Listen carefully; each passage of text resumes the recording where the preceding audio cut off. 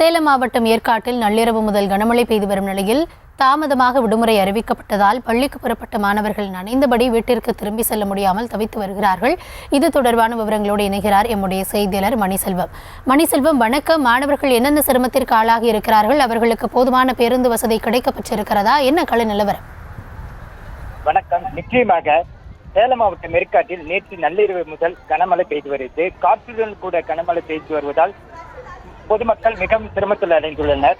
மேலும் இன்று காலை பள்ளிகளுக்கு தாமதமாக விடுமுறை அறிவிக்கப்பட்டதால் பல்வேறு பகுதியிலிருந்து மலை கிராமத்திலிருந்து ஏற்காட்டிற்கு வந்துள்ள மாணவ மாணவிகள் தவித்து வருகின்றனர். மேலும் கடுமையான மழை பெய்து வருவதால் பள்ளி மாணவர்கள் தங்களது வீடுகளுக்கு செல்ல முடியாமல் பேருந்து நிலையத்தில் தஞ்சமடைந்துள்ளனர். மேலும் மலை கிராமங்களுக்கு போதிய பேருந்து வசதி நேரத்துக்கு கிடைக்கவில்லை என்று மாணவர்கள் குற்றம் சாட்டி வருகின்றனர். பேருந்து சேவை இல்லாததனால் மாணவ மாணவிகள் பேருந்து நிலையத்தில் தஞ்சமடைந்துள்ளனர். இதனால் மாணவ மாணவிகள் அவதிப்பட்டு வருகின்றனர். மேலும் கனமழை பெய்து வருவதால் மலை கிராமங்களுக்கு போதிய பேருந்து சேவை செல்ல முடியாத சூழல் உள்ளது.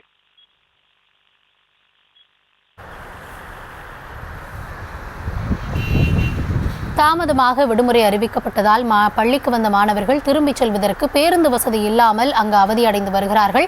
இது தொடர்பான உங்களுடைய தற்போதைய விவரங்களுக்கும் நன்றி மணிசெல்வம்.